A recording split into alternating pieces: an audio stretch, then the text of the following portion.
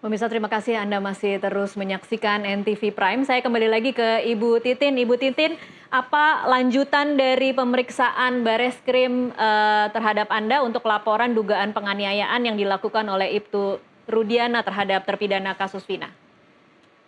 Eh, Kalau kelanjutannya juga saya barangkali ada permintaan keterangan tambahan, saya pasti hadir, Mbak.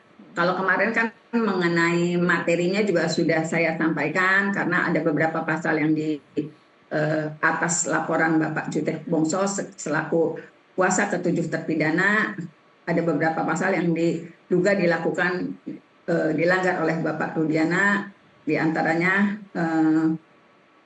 merampas kebebasan, kemudian juga penganiayaan, kemudian juga memberikan keterangan yang seolah-olah benar padahal dipalsukan, dan itu dilakukan oleh Bapak Rudiana sebagai seorang PNS gitu. Jadi saya sudah menginformasikan itu karena memang pertanyaannya mengarah ke sana, juga saya sodorkan dengan beberapa bukti tertulis, dokumen-dokumen tertulis yang bisa saya sampaikan di Bareskrim. Baik. Tetapi untuk kelanjutannya hanya menunggu karena waktu itu dinyatakan apabila masih ada keterangan yang kurang, saya harus siap dipanggil lagi. Itu aja sih. Baik, Bu Titin, ini berarti keterangan yang Anda katakan isinya hampir sama dengan PK atau ada sesuatu yang belum diketahui publik yang kemudian Anda berikan keterangannya kepada Bareskrim?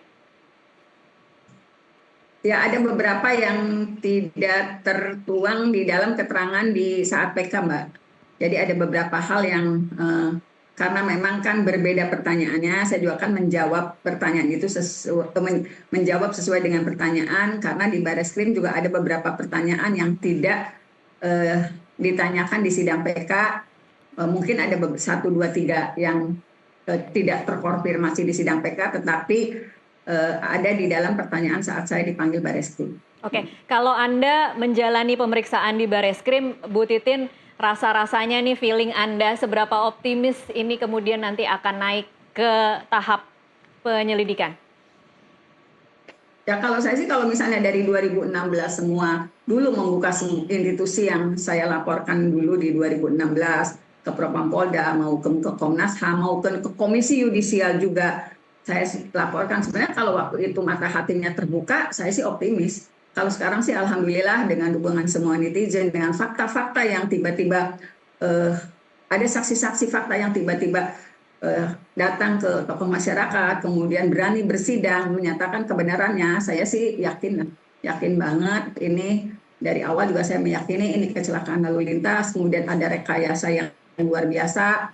Saya sudah mengusahakan di 2016 dengan cara-cara sekemampuan saya, tetapi memang ada institusi-institusi yang tidak percaya dengan yang saya sampaikan waktu itu, termasuk ke Komnas HAM mungkin. Oke, baik. Kalau sekarang bagaimana posisi Anda terhadap kinerja Komnas HAM, Bu Titin? Masih berharapkah? Apa harapan setelah ini kira-kira? Ya, terima kasih banyak Bapak, walaupun kelihatannya belum seberani LPSK yang menyatakan dengan tegas sejak awal, tapi mudah-mudahan dengan sekarang mulai membuka diri terhadap laporan yang saya buat sejak 2016, kemudian dipanggil lagi pada tanggal 22 Mei, mudah-mudahan ke depannya kinerja Komnas HAM jauh lebih baik daripada kalau misalnya bicara secara pribadi daripada yang saya alami atau mungkin yang orang-orang lain alami, baik saya secara pribadi ketika melaporkan juga secara pribadi mengenai sebagai wakil daripada 7 tersangka saat itu.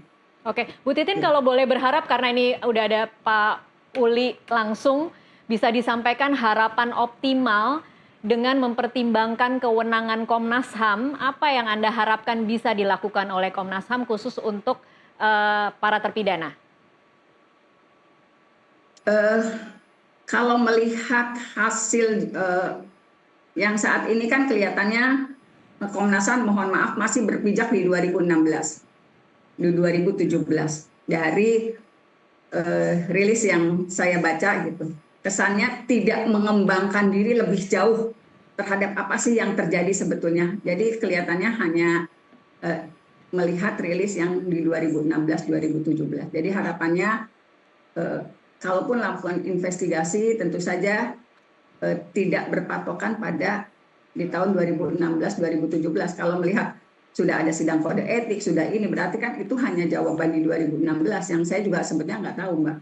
Jadi mudah-mudahan investigasinya lebih serius dilakukan dengan mendatangi narasumber-narasumber yang mungkin tidak bisa tersentuh di 2016 tetapi didapatkan oleh Komnas HAM di 2024. Itu aja sih.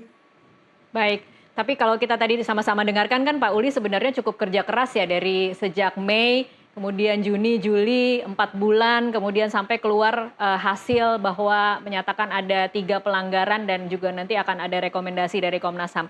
Sekarang saya ke Pak Uli. Pak Uli, tanggapan Anda, Bu Titin tadi mengatakan belum seberani LPSK, berharap lebih serius lagi dalam melakukan investigasi. Apa kira-kira tanggapan Anda, Pak Uli? Saya tentu nggak bisa mencampuri urusan KL yang lain, LPSK khususnya, karena beda karakter antara Komnas HAM dengan LPSK. Komnas HAM lebih melakukan pemantauan, penyelidikan di sini.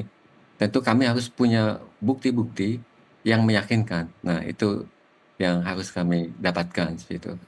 Dan kami bekerja keras sebenarnya sejak bulan Juni seperti itu, sampai bulan September sebetulnya dalam menyusun rekomendasi ini. Kami Rekomendasinya seperti apa, Pak Uli? Mungkin bisa singkat saja. Rekomendasinya untuk kepolisian misalkan satu untuk melakukan evaluasi ya terhadap penyelidikan dan penyidikan seperti itu. Ketika proses baik itu tahun 2016 kemudian juga yang tahun 2024 ini. Dan sebenarnya kami juga update tadi Bu Titin kami hanya melihat 2016. Tidak juga kami update tentang posisi yang sekarang seperti itu. Untuk permintaan keterangan saksi-saksi fakta juga kami mengupdate terkait dengan kondisi yang 2024 ini. Ada beberapa saksi yang kami lihat konteksnya juga kami lebih mendalam. Begitu juga untuk rekomendasi ini itu juga kami tujukan kepada LPSK misalkan. Kami minta ada trauma healing khususnya buat para saksi dan korban gitu. Dan juga jangan lupa korban ibunya Vina juga membutuhkan kepastian hukum terkait penegakan hukumnya dan juga perlindungan saksi-saksinya. Itu yang paling penting juga seperti itu harus dilakukan.